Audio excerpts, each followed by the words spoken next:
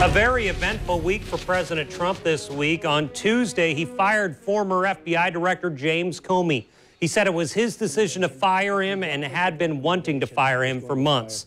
The decision to fire Comey has been met with criticism on both sides for its timing. And yesterday, the president brought about even more controversy when he tweeted about it.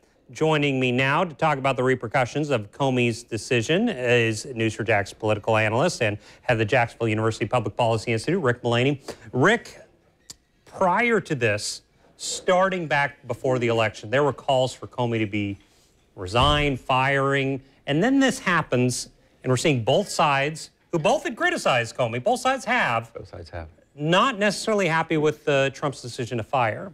Well, it's interesting. I do think a compelling case could have been made for the firing of James Comey. Republicans do not like what happened last July 5th with Hillary Clinton. Democrats don't like what happened on October 27th when James Comey wrote that letter, which they think changed the election. Both sides had their issues with James Comey. The problem here is the timing and the fact that James Comey is heading up an investigation into Russia that has two aspects. One, the extent of the meddling in the 2016 presidential election, and whether there was collusion by the Trump campaign in that meddling. And therefore, the timing has been the issue. The New York Times, Chuck Schumer, and others saying this is an attempt to interfere and a potential cover-up. We haven't seen a firing an FBI director since Bill Clinton.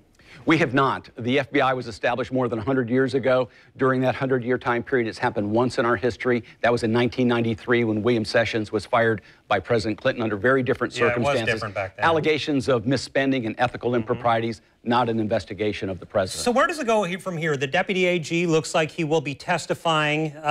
What do we take away from this as far as where we go as far as his replacement, the Russia investigation? It's important to step back and see where this is. The Attorney General himself has recused himself due to the conversations he had with the Russian ambassador. Therefore, the Deputy Attorney General becomes more important than ever. Rod Rosenstein becomes a very important figure. He is the one that the FBI director reports to. He will be testifying this week before Congress. He's also the one who makes the decision on whether or not there will be a special prosecutor.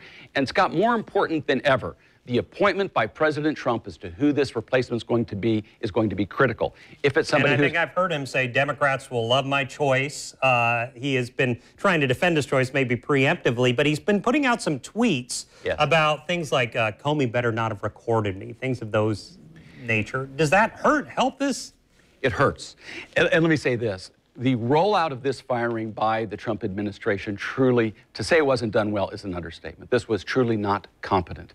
There are so many ways this could have been handled. There could have been a cooling off period. They could have given Comey a chance to resign. They could have gotten everybody together and rolled out a coherent reason for the firing. That did not happen. The tweets have not helped. This allegation that President Trump asked for the loyalty of the director, the allegation regarding something about better hope there are no tapes, none of that helps on something. By the way, we should back up. This is a serious matter. This is a significant matter. It needs to be handled professionally, thoughtfully, and rolled out in a coherent way. It was not. And the president went on NBC News with Lester Holt this week and said adamantly, I had planned to fire Comey for a while now. He did. The original rationale was this was all about Clinton and the recommendation for Rod Rosenstein. Then he said I was going to do it regardless. In that overall interview, he does a pretty good job of trying to say that he wants the investigation to go forward into Russia, but he wants it to be done competently. He wants them to complete the investigation on whether there was collusion, and they need somebody good at the FBI, as he says, to make sure this happens.